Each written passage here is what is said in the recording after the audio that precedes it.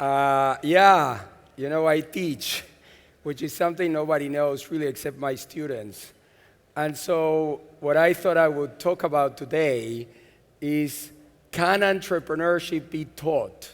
That is, most of you here in the audience probably are entrepreneurs already, but many of you could be aspiring entrepreneurs, may want to become entrepreneurs, and you'll be surprised that I've been dealing with the likes of you for the last 15 years. Now, I have also been practicing entrepreneurship, and I have been building companies here in Spain and around the world. So I'm one of those professors that teach, and also I walk the walk, let's say. And so building companies is something that is hard to teach, right? How do you teach a person to turn an idea into a company? Or how do you, so for example, in the case of phone, I had the idea of phone because I had been faced with a 2,000 euro roaming bill while visiting the city of Paris, and I didn't want to get mugged again. And so I was looking at all the Wi-Fi signals in Paris, and I was seeing that there were so many Wi-Fi signals, but that they were all locked. They were locked and locked and locked and locked. So at that moment, what is the difference between a person who says, screw this, I can't connect, and a person who says, there may be a business here? Okay, and nobody's going to teach you that ability. It is an ability that you either have, you recognize in others, which is what I do when I invest. I recognize this ability in other people, or you are blind. So what for other people may be a frustration, for an entrepreneur may be the moment of birth of an idea, right? So many people are just left with a frustration that they cannot access any Wi-Fi.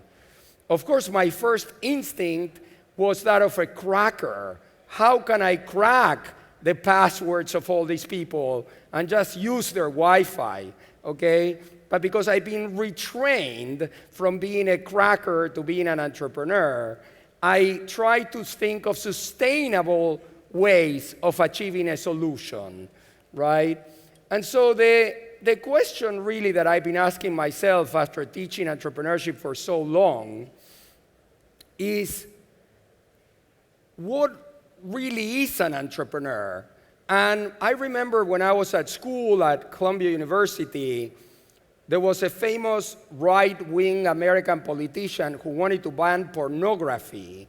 And they asked him, but how do you define pornography? And he said, look, I don't know how to define pornography, but I recognize it when I see it, okay? And I have a similar feeling about entrepreneurship. I don't know how to define entrepreneurship, but I recognize it when I see it. And sometimes it has the same excitement as pornography. Now the question is, how can you get turned on by an opportunity, right? How can an opportunity turn you on, right? So I would say that some people are deaf to entrepreneurship or blind to entrepreneurship, or they just never see an opportunity. These people are just not turned on by entrepreneurial opportunities. And people who are not turned on by entrepreneurial opportunities, people who do not recognize entrepreneurial opportunities, people who do not see the pornography, should not be taught entrepreneurship, okay? It is not that you can turn anyone into an entrepreneur, because you can't. But if you ask entrepreneurs, you will see that many entrepreneurs went through bad times and learned. So there must be something about entrepreneurs that they learn, and if they learn, they can be taught, right? So you have a subset of the population that you shouldn't even try to turn into entrepreneurs. But there's another subset of the population that could greatly improve. And the wisest entrepreneurs actually have mentors or people who teach them how to be better entrepreneurs. It is interesting that most of entrepreneurship is not taught at business school. Like, here's a list of some of the most successful entrepreneurs in the world, and none of them have an MBA. Many of them went to school, but they went to school to study different things. So it's not that entrepreneurs shouldn't be educated. It's that entrepreneurs don't necessarily need to get an MBA. Now, it happens that when I teach at Columbia or at NYU, I demand that my students come from the whole university. I say, I don't want to teach only to people who say they want to do an MBA. I don't want to teach to people who only want to study business, because business is not the process by which you create a company. Business is a language that involves accounting, finance, marketing, and everybody should learn that language, and these guys have learned this language very well. But if you don't have a background in something deeper than the language of business, you will talk business, but you will not be business. Okay, so there's something in engineering, medical sciences, deep design, creativity. There has to be something that comes from below into the business atmosphere. So I get very good results mixing MBA students with non-MBA students, and especially generally engineering students or students in the medical sciences. So the key about entrepreneurship is that entrepreneurs learn by doing. They learn by doing. They learn from their mistakes. They learn by doing. They have a razor-sharp focus on whatever it is they're doing. They're obsessed with what they're doing. I mean, when I helped Zuckerberg launch in Spain, I think it was 2007, that he launched Facebook in Spain, in Madrid, in this theater I used to own, El Teatro Lara, and they asked me for help to launch Facebook in Spanish. I spent the first day of my life with him. And what surprised me about Zuckerberg is his obsession, basically, with his product. That's all he would talk about. So after 4 hours, I said 4 years, it felt like 4 years, 4 hours of talking about Facebook, I was ready to throw up, and I just wanted to talk about something else. So the next day was the Obama election, right? So I guess that will tell us when this happened. And so I say to Mark, what do you think about Obama? He says, you know what? We got him on Facebook, right? It's just like, it's like, okay, I give up, But he's a genius, right? And Facebook is amazing, right? So I devised a method to teach entrepreneurship, and this is the method I'm going to share with you. And it's a method that cannot be practiced unless you have at least 20 people playing this game. It's a game. It's a simulation. It's a simulation of the real world. So it requires a minimum amount of people joining a class and playing this game. So one of the elements that I find annoying when I was a student, or when I still am a student because I still study things, is that, think of somebody who says, oh, this weekend, I have so much to study. Now think of the same person saying, hey, this weekend, I have so much to learn, right? So study or learn, right? I have so much to learn. What is the psyche of the person who says, I have so much to learn, right? So I created a game where your ignorance pops up, right? Where your ignorance emerges as a result of the game, and you want to learn because you want to play the game, which is a technique much more used in iPad games than in Columbia University or NYU. And so what I do is I give the students $1 million of some kind of unicoin that I created. So think of Bitcoin, virtual currency. Think of professors. Professors have a currency. The currency to give you a good grade or a bad grade. That is my currency as a professor. And I decided to issue these unicoins that the university gives me. So the university gives me the ability to grade my students. And the first thing I do, the first day of class, is I give up the right to grade my students. I issue a currency that I distribute equally, 1 million of these unicoins to every one of my students. And I say, from now on, I am not the one who will grade you. This will be a marketplace in which unicoins will trade during this class. And at the end of the class, whoever has the most unicoins will get the A. Okay? So I divest from day one in the class, which other professors taught me would be very dangerous because then nobody would pay attention to me. But that hasn't yet happened. They may not pay attention to me, but they certainly pay attention to their classmates who have the money to buy their grade. So they do investment rounds. And then these investment rounds in this marketplace that happens at class, what happens is students do what students would do if they became entrepreneurs. For example, I make them make a Kickstarter video, or I should have said an Indiegogo video after the last presentation. I make them make a video of their product, a video of a product which is now such a normal way to start a business, like Blue Smart that was shown before, is companies that are getting started. Even our own company, Phone, went to use Kickstarter for the gramophone because we wanted the knowledge that these platforms give you other than the money. So they have to do a Kickstarter-like video. They have to do elevator pitches. And after these things happen, I call on them to make investments. And the trading starts. And the companies go up and down in value depending on how good they are.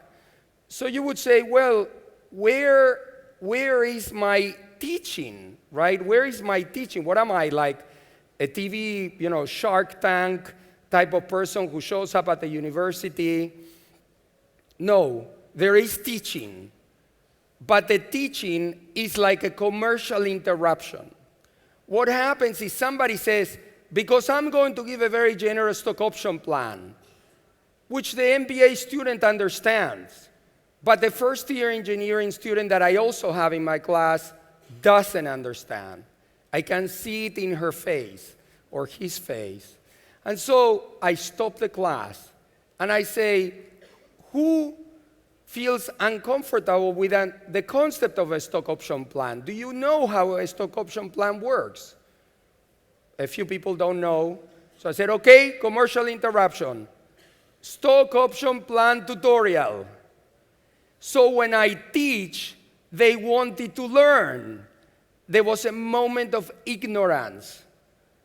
To me, universities are restaurants who feed people when they are not hungry.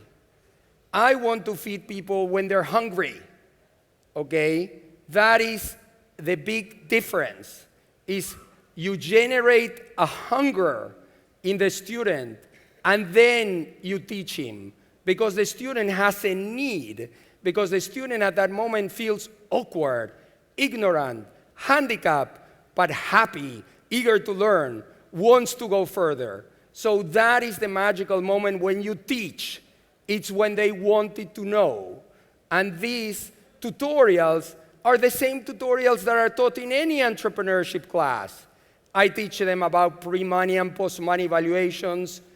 By the way, I know founders who've raised a ton of money and they still haven't understood pre-money and post-money valuations.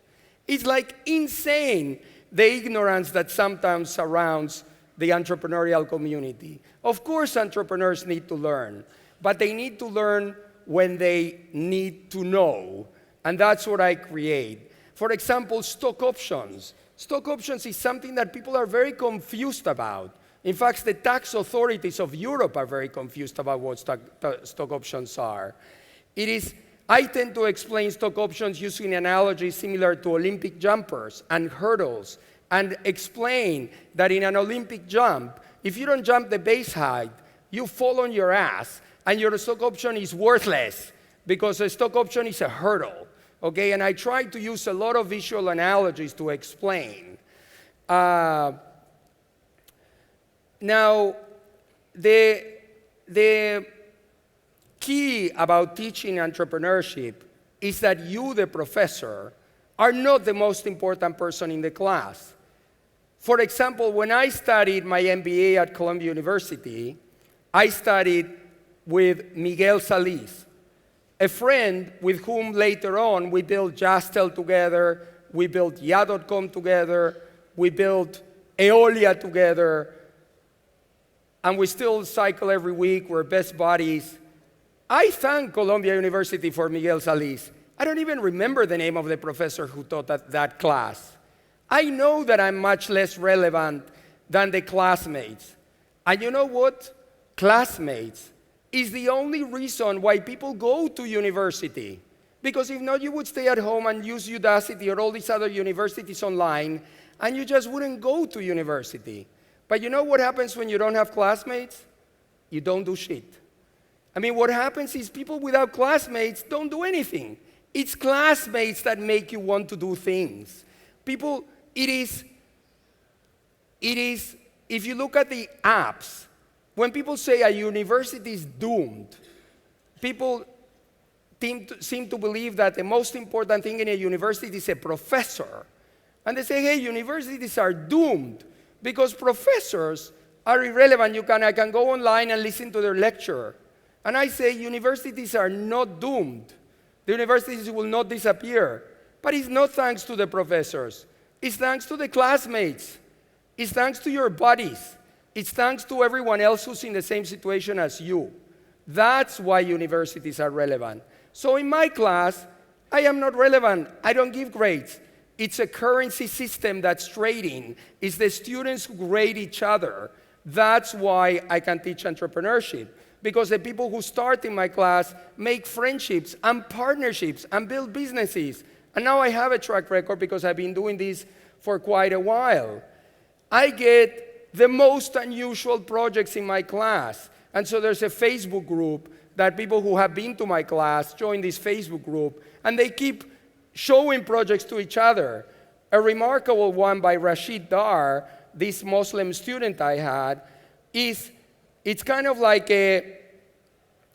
so he presents in class and he says that Muslims in Western societies have a problem that I certainly hadn't heard about, and most of you who are not Muslims probably haven't heard about, but some of you who are Muslims may have heard about this, which is that somehow praying in public is embarrassing for Muslims in Western societies, because to stand in La Plaza de Catalunya, La Plaza de España, whatever, and pray and just do the praying, so Muslims in Western societies tend to hide in places provided by other friendly Muslims so they can pray in private, right?